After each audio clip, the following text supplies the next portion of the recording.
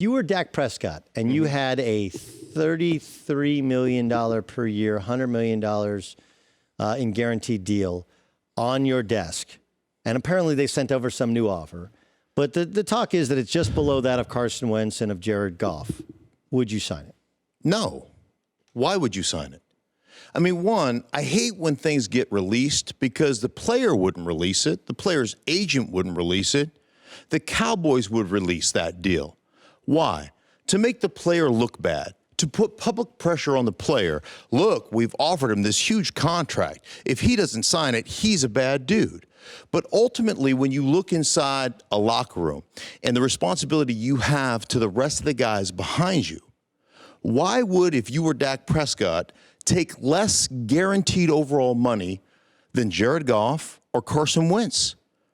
You know, when you look at it and say, man, I'm better than those guys, and I need to set the next bar for the guys behind me to leap over. I mean, that's how we look in the locker room. That's the way the elite players look at their responsibility to continue to move the bar, So if Dak Prescott just goes, oh, yeah, I'm okay with taking less than Carson Wentz or less, who's had better seasons the last couple of years?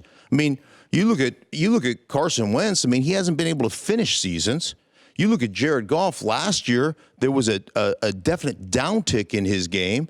If I'm Dak Prescott, why would you take less than those guys? I mean, the Rams did go to the Super Bowl, and I understand that. And the year before, and they beat the Cowboys along the way to the Super Bowl. Mm-hmm. And Carson Wentz was, before he got hurt, he was going to be the MVP of the league.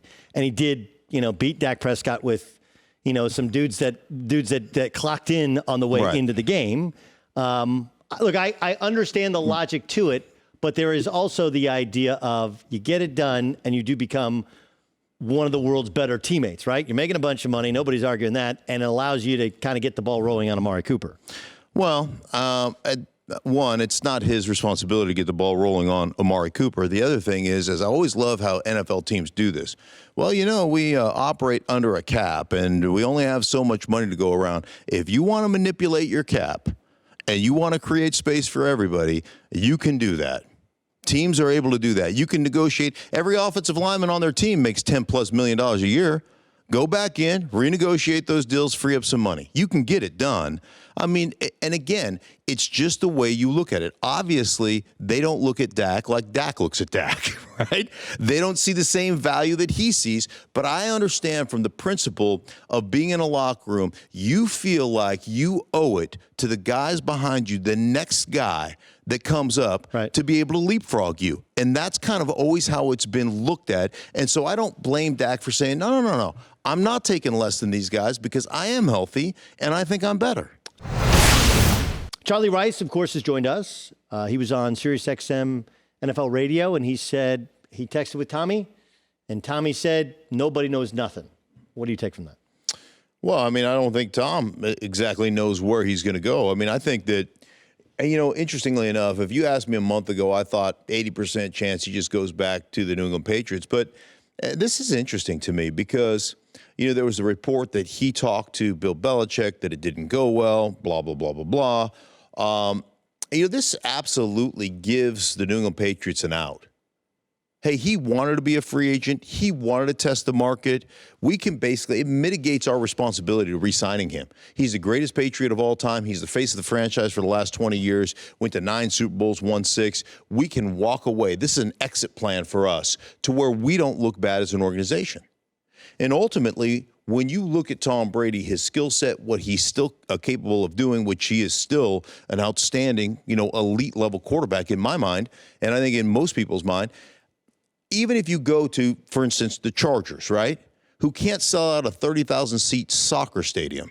He goes to the Chargers, even if you're spending $60 million over 2 years or whatever the going rate is, to me, you're spending pennies to chase dollars, right? You're building your brand. You're getting people excited about it. They've got a good football team. So, I look at those things, and automatically you make yourself competitive in the overall scheme of things. Now, Phillip Rivers, obviously, last year struggled a little bit, had some turnover issues, whatever the case may be.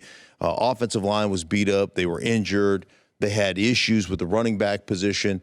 Like, this is a kind of a tailor-made fit for me. So the way I've looked at it over the last month, I feel like he's going to be gone. I feel like 80% gone, 20% back to New England. And the Chargers is the one he should go to? Well, I don't know. I mean, right now you look at the Raiders, you look at the Chargers, and you look at the Niners. Those are the three that make the most sense to me. And I think if you really go back and you look at the Super Bowl film and you look at the end of that game, or you look at the second half of that game, even with a 20-10 lead the Niners had with 6.5 minutes or whatever it was, there were just multiple opportunities for Jimmy Garoppolo to seal that deal. And he just either missed guys or made errant throws. And, I would look at it and go, if Tom Brady was quarterbacking that team at that point, they win that game. And so I think you have to look at, if our Super Bowl window is that of a couple of years with the defense that we've created, Staley's going to retire at left tackle eventually, there's going to be issues. If it's a 2-year or 3-year window, does Brady give you a better chance than Garoppolo to win it? And I think the answer is probably yes. I think the question becomes, I would agree with you, and I think I said in that very chair to Colin, like, Tom Brady makes that throw to Emmanuel Sanders, right? Or at least gets it somewhere in the vicinity of Emmanuel Sanders where you get a finger on or maybe get pass interference. But can you get to that place with Brady, right? Right. Like, can he make the plays at the right moments? Of course he can.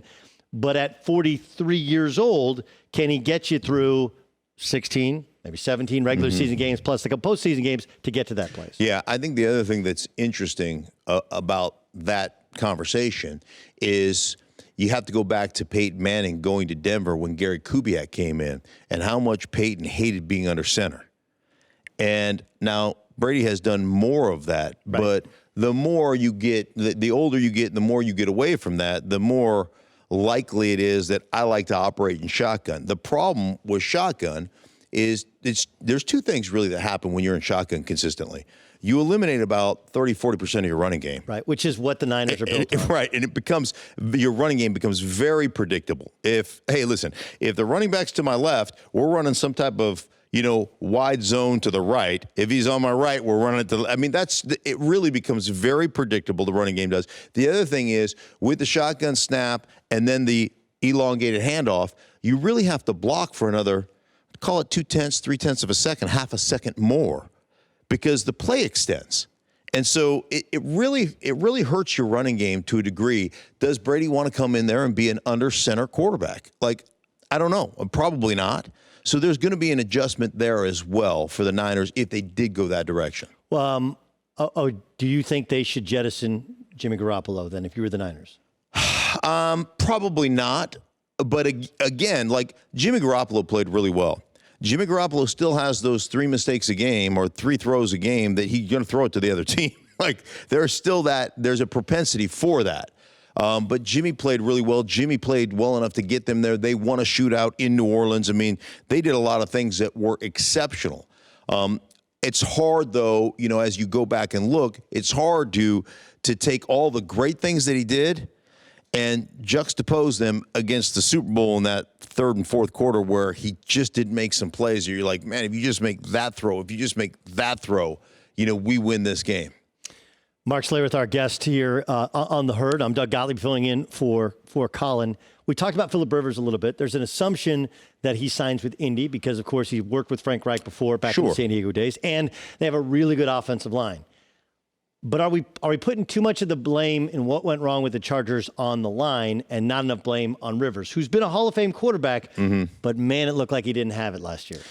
Well, I would say this, and I did a game late in the season where he just absolutely eviscerated the Jaguars. And I went through every interception that he threw as I was prepping for that game. And there were so many interceptions where you're at the end of a game and you throw up a 50-50 ball and you're just like, hey, listen, man, we got to make a play somewhere, right? There was a bunch of those throws that he made. There were some throws where he was just trying to protect himself, like, I'm not going to get hit, There were a lot of those things that I think you could have eliminated a large portion of those mistakes had you had a better team around him, and especially a better offensive line and a more consistent running game. So one thing I love about Phillip Rivers is he gives zero He gives zero craps. I mean, he just does not. He's like, I will throw it into a team meeting. To make sure the word that came out of your mouth was the right one. Yes. I will throw it into a team meeting if I think I can fit it in there. He just doesn't. He just doesn't give a. You know, the one team that makes the most sense to me, and I love the Indianapolis thing, and I think that may be it. But can you imagine him with Bruce Arians? The risk. Does he throw the ball deep down the field, though? Oh, absolutely. Just the no risk it, no biscuit. You know, the two of them match. Their attitude matches. Like Bruce Arians is like, man, I am not a check down. I'm not a check down. I want to shove the ball down the football field guy. And you look at the talent with Godwin on one side, with Mike Evans on the other side, the talent that they have, they've got offensively, they have got a ton of talent. Yeah, it's going to be fascinating to see because, you know, my thing is, and I obviously watched him Rivers a ton. I don't know. I don't. Obviously, the weather will be better there, and two of the road games in that division are in the Dome. It's not a great division outside of the Saints. I just don't know if you say he throws it deep downfield, I'll take your word for it. That's Mark Schlereth, 3-time Super Bowl champion, NFL on Fox analyst. Of course, joins us here in the Herd. Hi, everybody. Thanks for watching. Subscribe here to get the latest from the show. Also, be sure to check out more of the best clips from the Herd or go watch a few segments from other shows on FS1.